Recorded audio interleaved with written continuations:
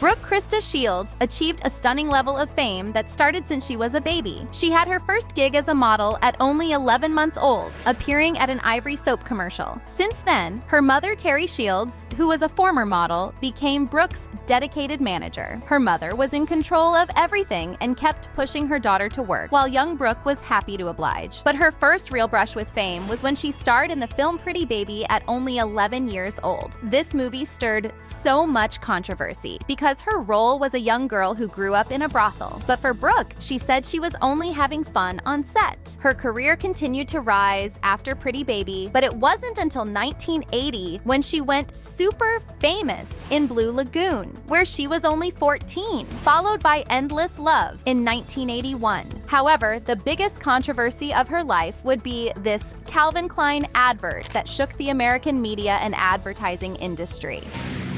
You want to know what comes between me and my Calvins? Nothing.